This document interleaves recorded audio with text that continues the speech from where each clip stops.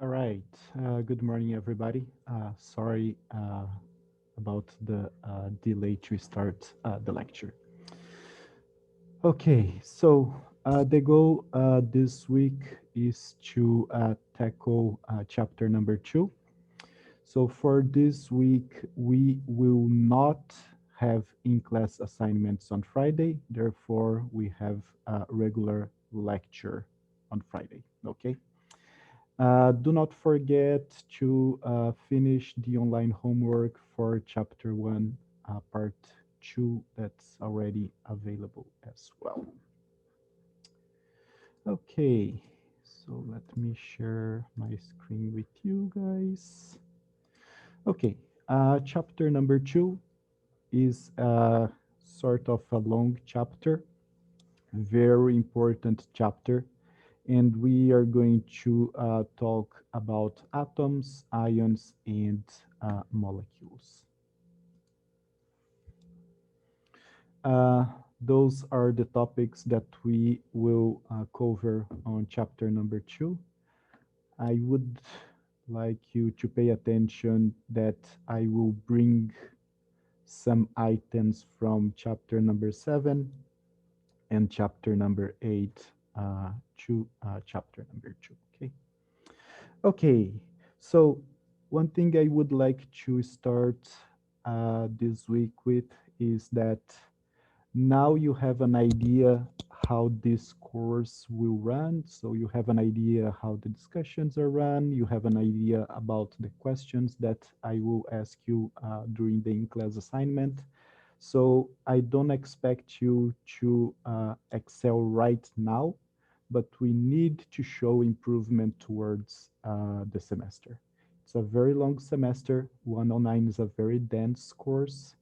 Let's keep up the good work. If you are already doing good, there is always space for improvement. If you didn't do so well, let's keep the hard work that will pay off later. Okay? It's a new week and a new opportunity to get better. All right, so let's move on. Okay, so uh, I would like to start talking about atomic models. Let's first talk about models in general.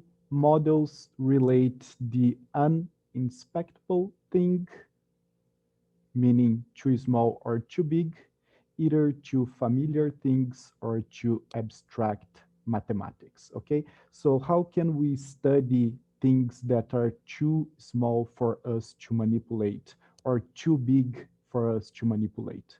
We have to use our imagination and try to create a model that explains the behavior of small things or big things. And that's the idea of a model, okay? We are always going to relate something we cannot touch to things that are familiar to us. The use of models allows us to delve even deeper into nature's secrets, harness via technology forces not previously available to us, and then develop better models by building on points 1 and 2. Okay, so the job of a scientist is to perform experiments, and that's a way to ask nature questions, and the results of those experiments will help us to build models, improve models that are already out there.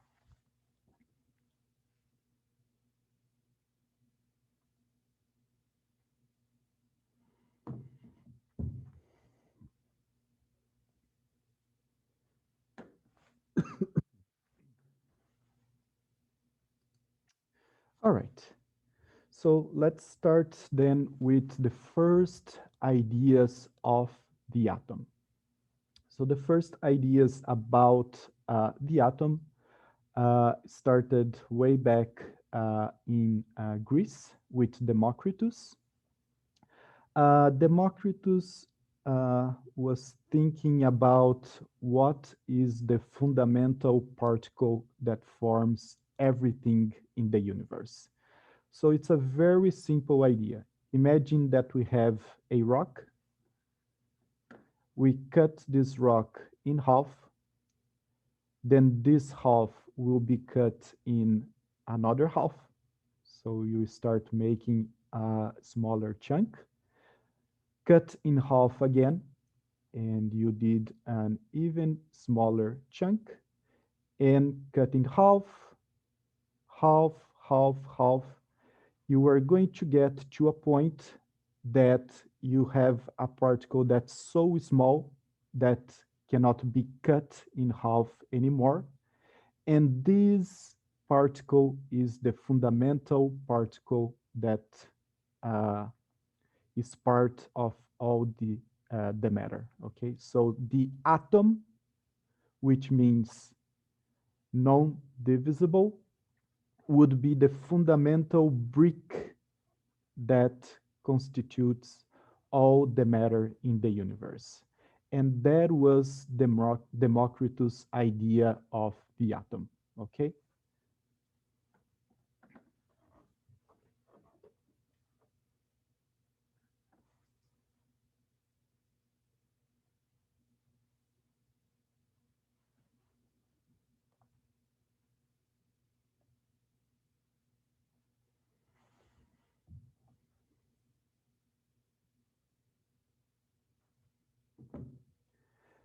All right.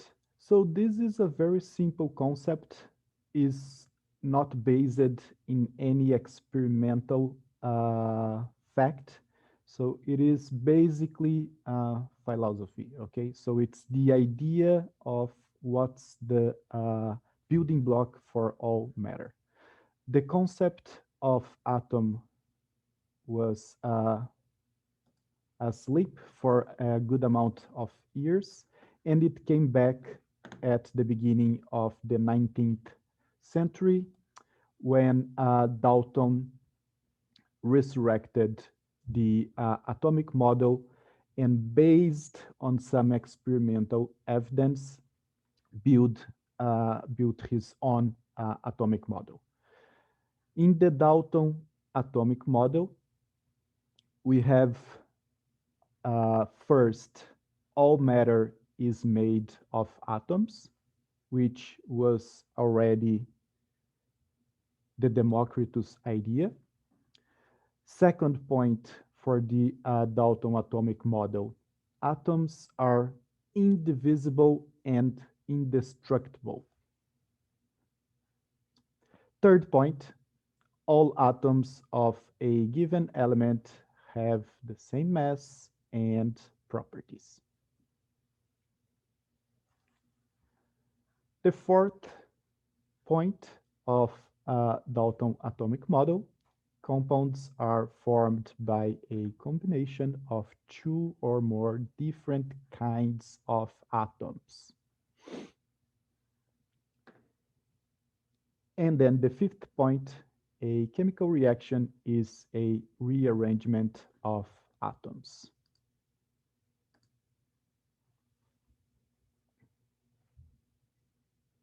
So those were the bases of the Dalton atomic model. Let's take a couple minutes to think today, which of those statements are still correct? Okay, so let's think about a couple minutes.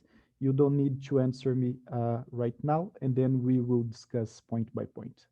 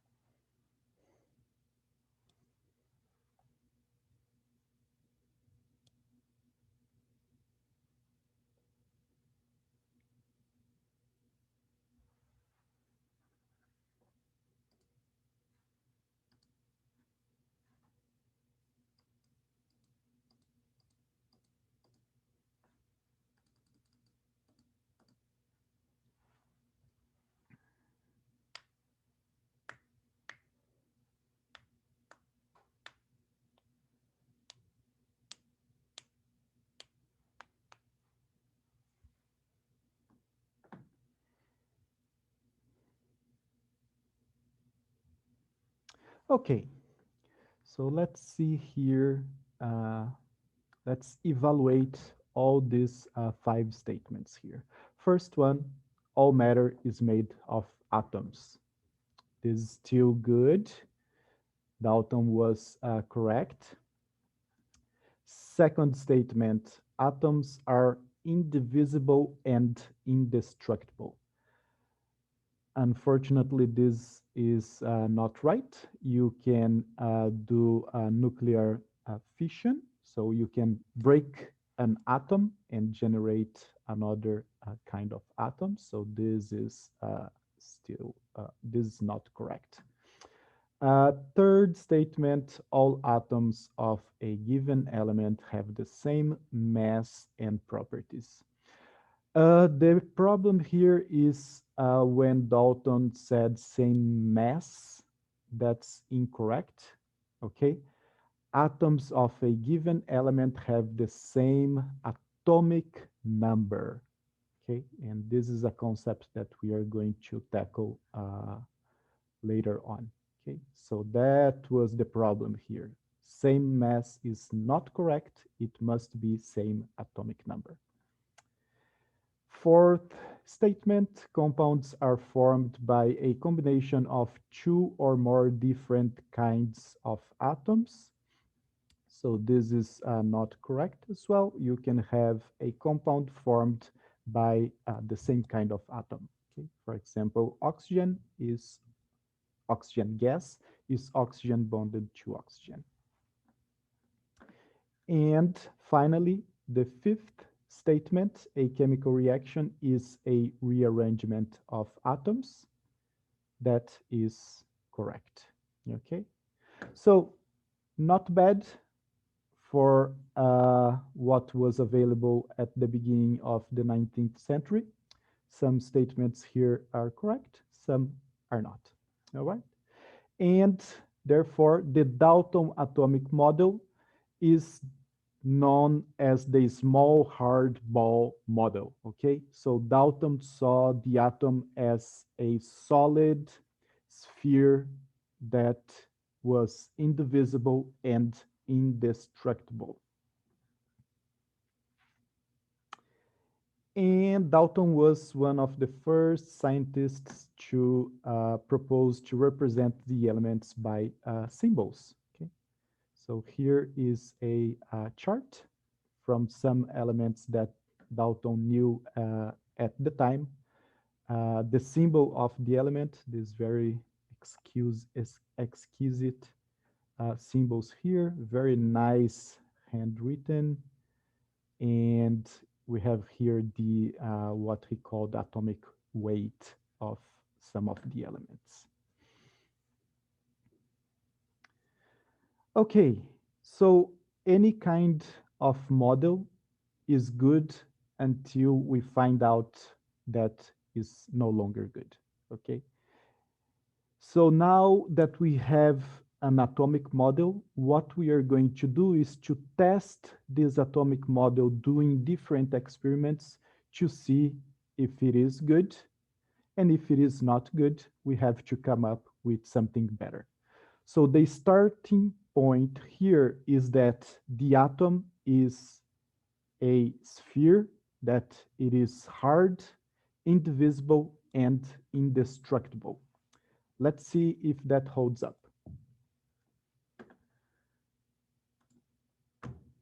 All right, so science advanced and scientists started to do experiments regarding what was called cathode rays.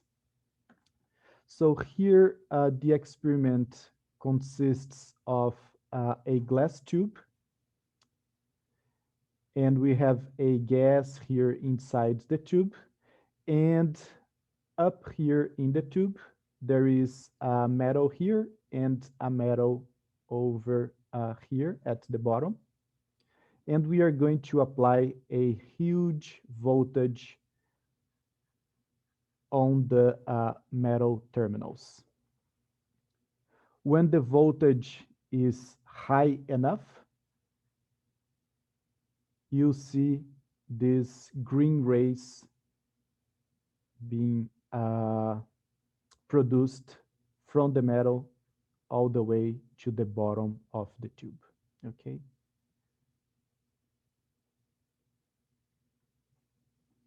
So something was happening here that when we applied a huge voltage at the metal terminals, something was being generated, and this something was called cathode rays.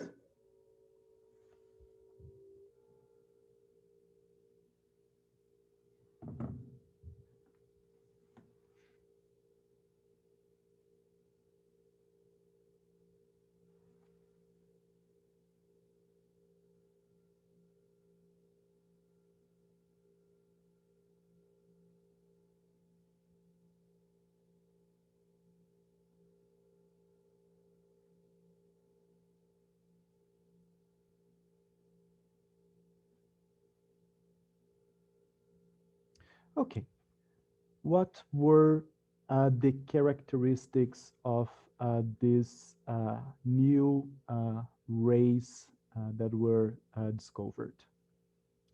The first observation that was made was that the rays were generated independently of the material used as the cathode or the metal plates, and also independent of the gas inside uh, the glass tube. Okay, so no matter the metal used on the plates or the gas inside the glass tube, the scientists observed the same kind of ray being produced. The consequence was that whatever the rays were, they are part of the composition of all matter. Okay?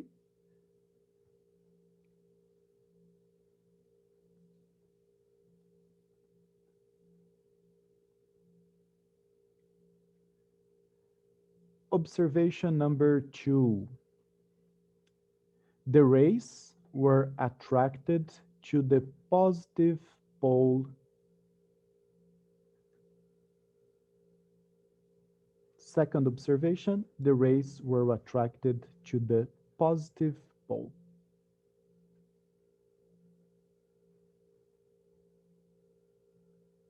Therefore, the consequence of that was that the rays have a negative charge.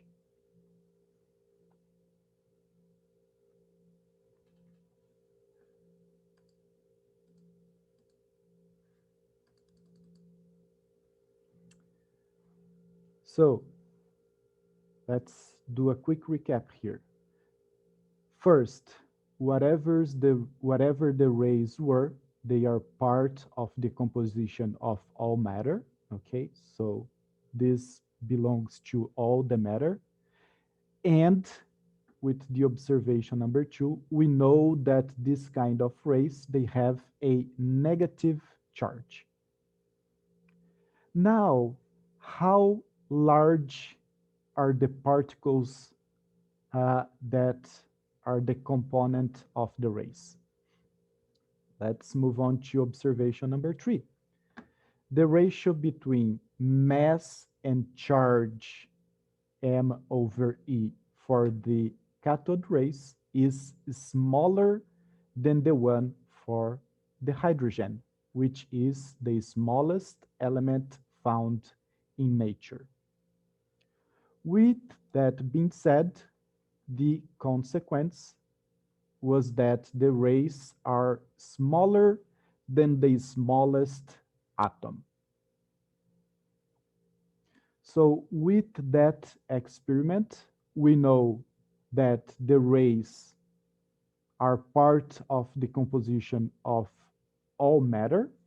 First, they are negative and they are smaller than the smallest atom. Other observations, the rays produce shadows and can move a petal. And the consequence for that is that they have a dual wave particle nature. So we will discuss this later on the semester. Okay, so we started with the Dalton atomic model, where the atom is a hard sphere that cannot be divided.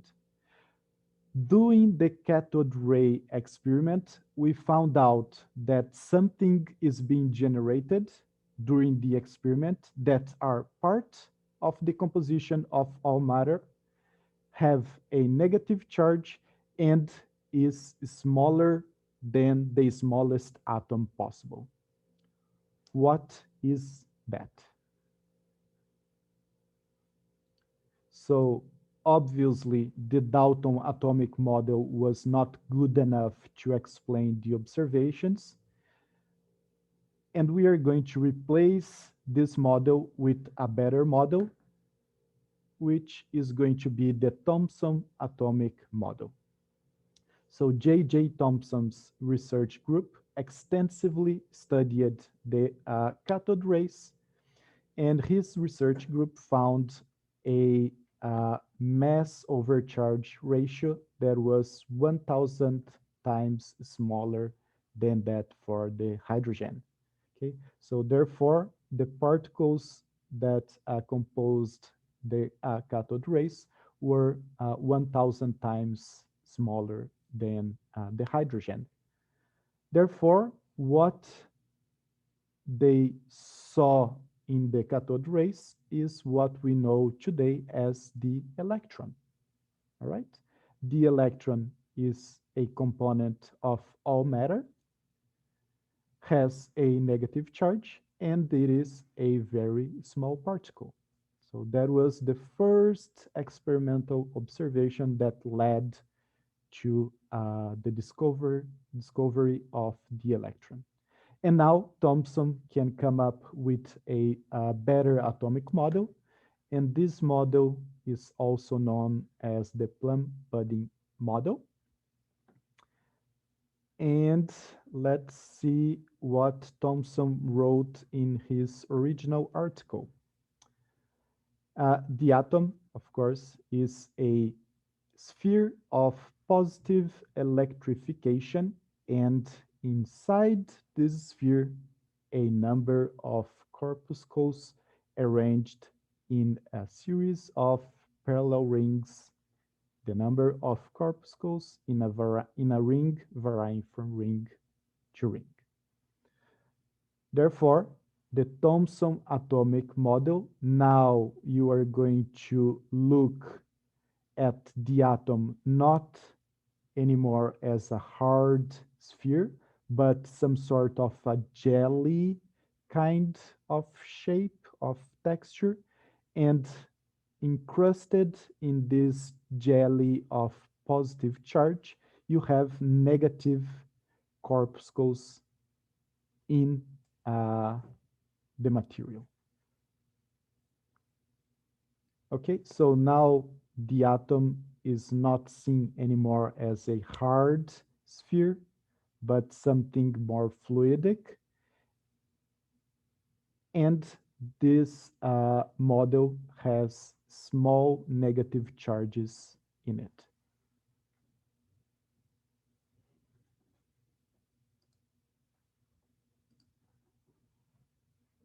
Okay, so see how doing experiments will confirm or completely destroy a model. So that's the idea of doing experiments, okay? The scientist cannot have a bias. You have to read what came out in the experiment. If it confirms the model, that's good. If not, we have to come up with something better.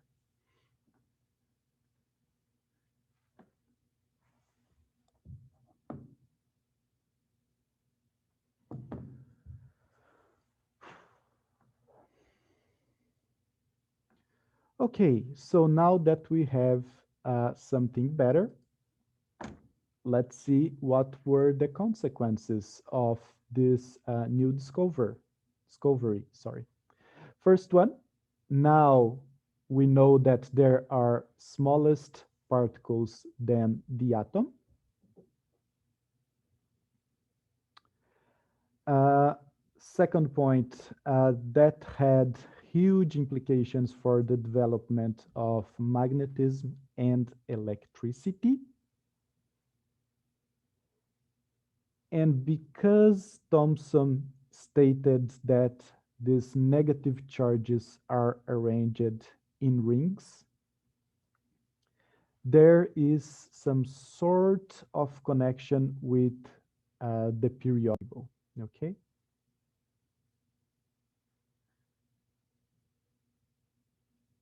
And here is a representation here at the right hand corner, a representation of the Thomson atomic model or plum pudding model. We have a jelly kind of atom where the charge is positive, and encrusted in this jelly we have the negative charges.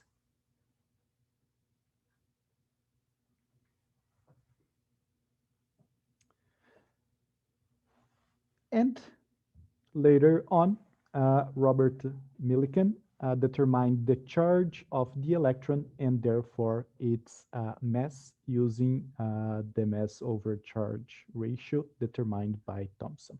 Okay, this is a very neat experiment. If you wanna know more details, you can find that in the page 50 of your textbook. Therefore, what we get from Thomson's atomic model is that uh, electrons are light, meaning low mass, okay? So electrons have a very low mass, and most of the atom's mass is diluted throughout the atom.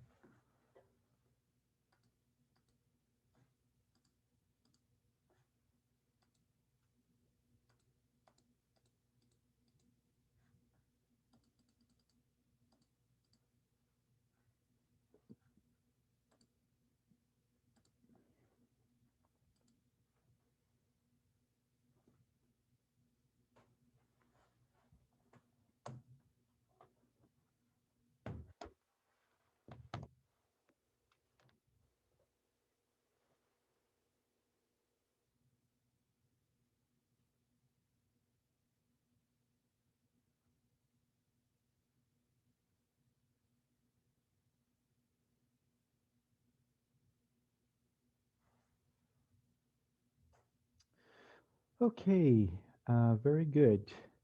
So let's do a quick recap here.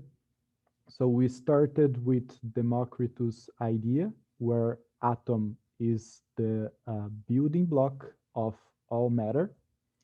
Then we moved on to Dalton's idea, where the atom is this solid sphere that cannot be divided.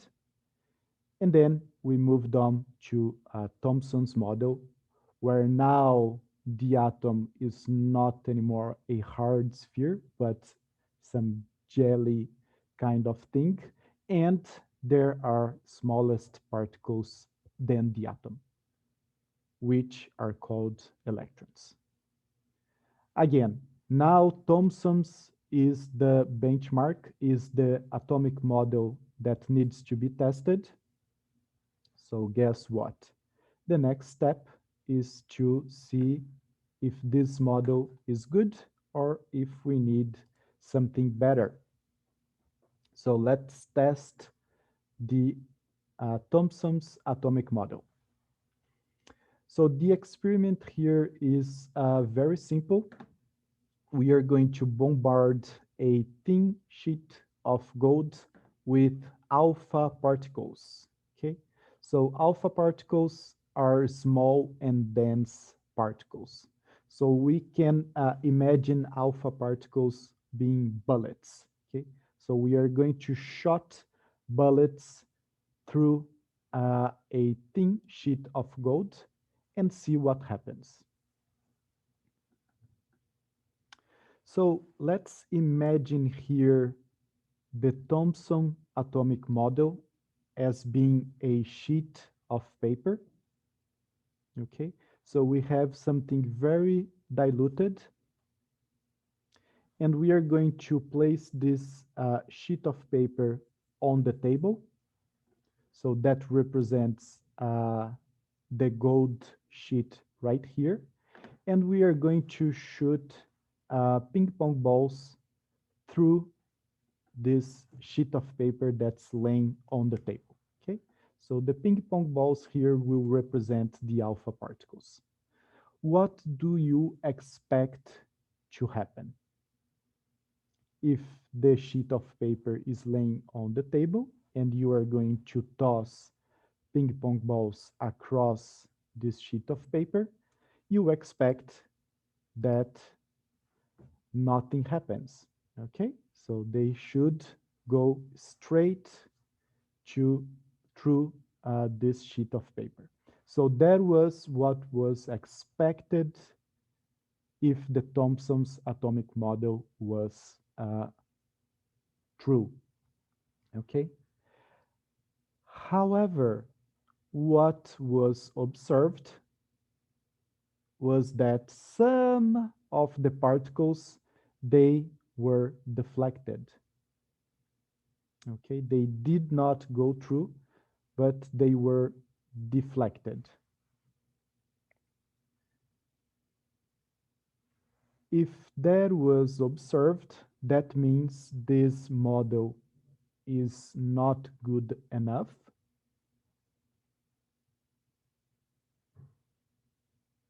So let's make here an analogy. So now imagine that I get this sheet of paper and then I make it very compact in a form of a sphere and place this ball of paper on the table and do the same experiment. What do you expect to happen? Most of the ping pong balls will uh, pass through it. However, some of them will be deflected. Okay, so they will hit this small ball of paper and be deflected up or even deflected in the opposite direction.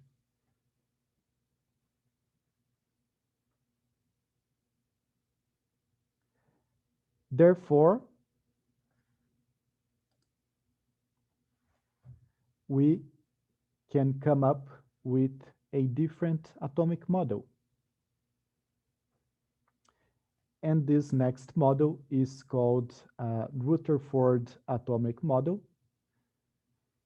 based on the observations made in the previous experiment, right over here. Rutherford concluded that we have actually a small nucleus where most of the mass is concentrated and electrons are moving around the nucleus. Okay, so now all the mass of the atom is concentrated in a very small nucleus, and we have electrons moving around the nucleus.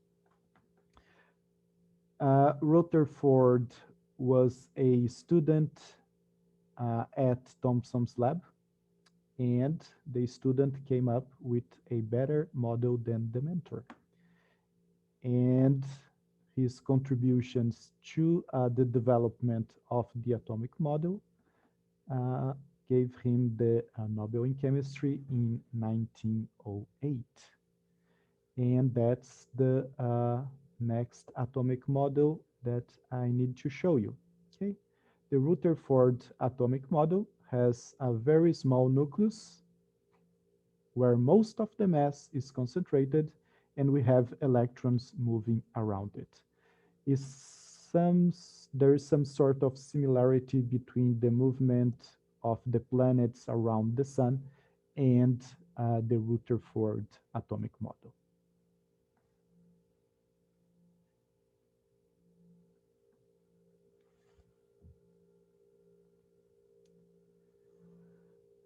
What were the consequences of this new atomic model?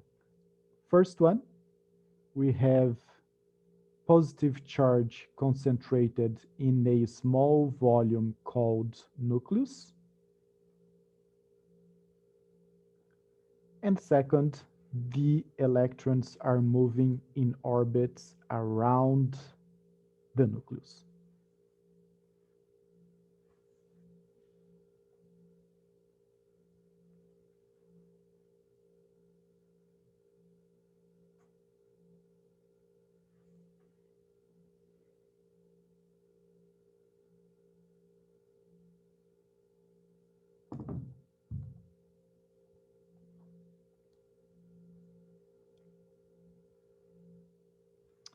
Okay, so now let's do a recap here.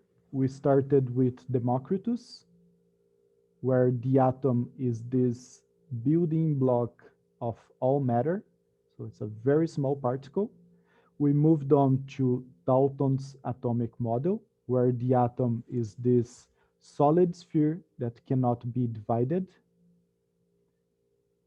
Then, based on experiments, Thomson stated that the atom is this kind of a jelly thing, and there are smaller particles than the atom, and those were called electrons. And then Rutherford, based on the experiment that he bombarded a gold sheet with alpha particles, found out that actually the atom is composed by a small nucleus where most of the mass is concentrated, and the electrons are moving around the nucleus.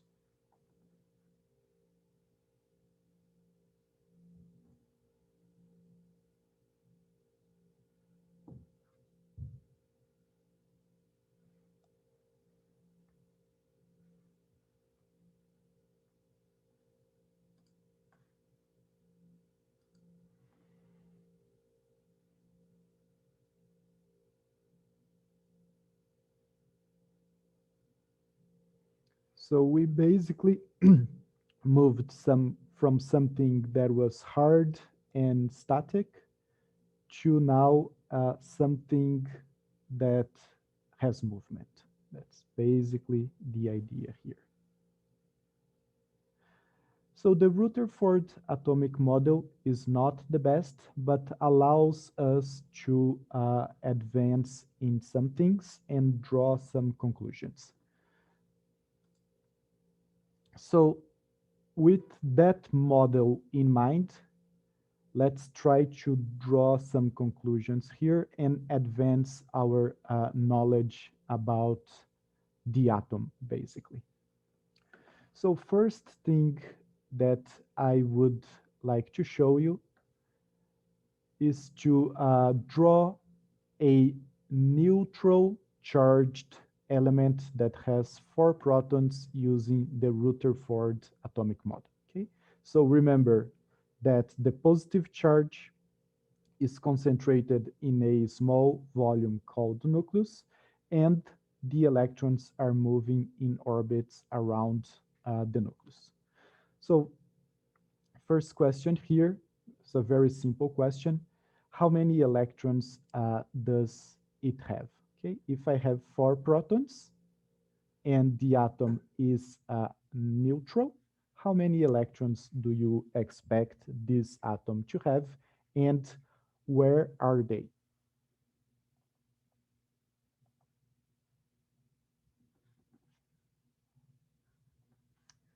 Let me quickly change to my other screen here.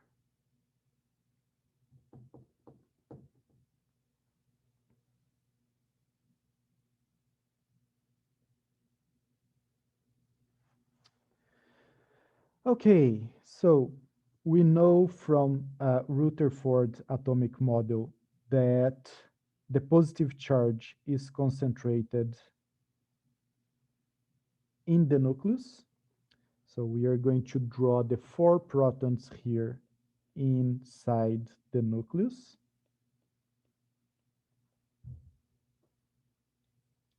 And the electrons are moving around. So we have electrons moving around the nucleus. And how many electrons do we expect here for a atom that has 4 protons? The answer is pretty simple. We should expect 4 electrons. So I'm going to draw like that. Okay, 1, 2, 3, and 4. Okay, doesn't matter where they are, but we know that they are moving around the nucleus. Okay, so doesn't matter here the trajectory, so they are just moving. Okay, so this is not static. Okay, so every time we have a neutral atom, that means the number of protons has to be equals to the number of electrons.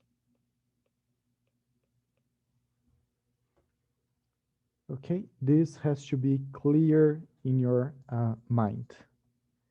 If we are talking about a neutral element, the number of protons has to be equals to the number of electrons. Positive charge has to balance out the negative charge. Where is the positive charge? In the nucleus, very small volume, very concentrated, and electrons are outside the nucleus moving around it. So look at the nucleus. We are going to pack here a lot of positive charge in a very small element. Sorry, in a very small volume. Do you think this structure is stable? A lot of positive charge close together. Do you think this is stable? So this structure is not stable at all. We have a lot of repulsion going on. To overcome this problem, we are going to add something else to the nucleus. Okay? So now what we are going to do here is to try to buffer these positive charges with something that has no charge at all, something that is neutral. Okay? This new particle that buffers the repulsion in the nucleus and it is neutral is called neutrons.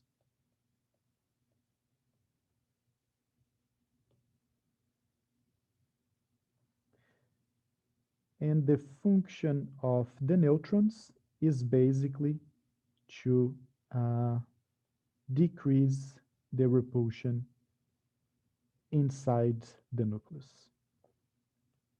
Okay.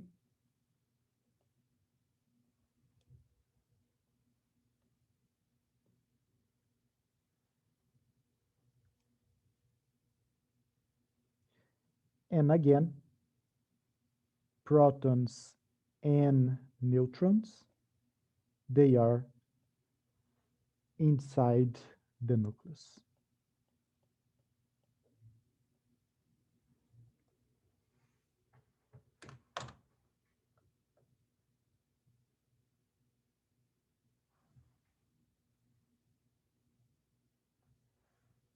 Okay, see here where am I going?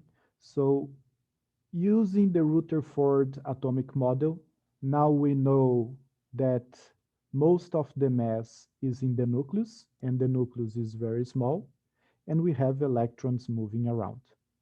We learned that if the atom is neutral, the number of protons has to be equals to the number of electrons. First thing. Second thing, because we have positive charges in a very small volume in the nucleus, we need to add a new particle here to decrease the repulsion, and this new particle is called neutrons. Therefore, the components of the nucleus are protons and neutrons. And most, or basically almost all the mass of the atom is in the nucleus.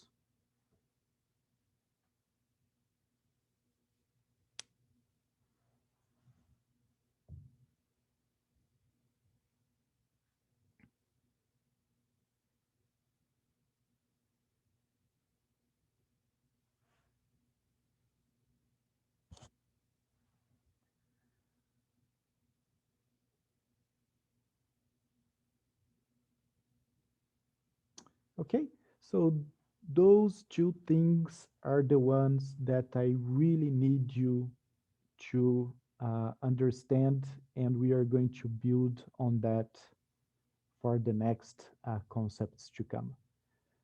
Neutral atom means the number of protons is equals to the number of electrons, first thing.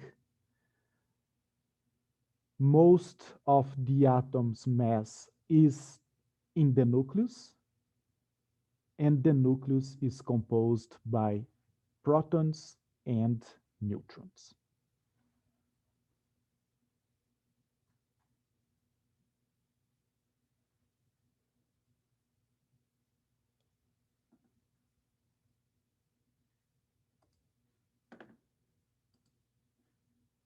Okay, so with that being said, I think that is more than enough for today. I will see you tomorrow during the discussion. I hope you have a good week. Bye bye. Thank you. Have a good Thank afternoon. you. Thank you. See you Thank tomorrow. you. Bye. Bye. Thank you, Professor. Thank you.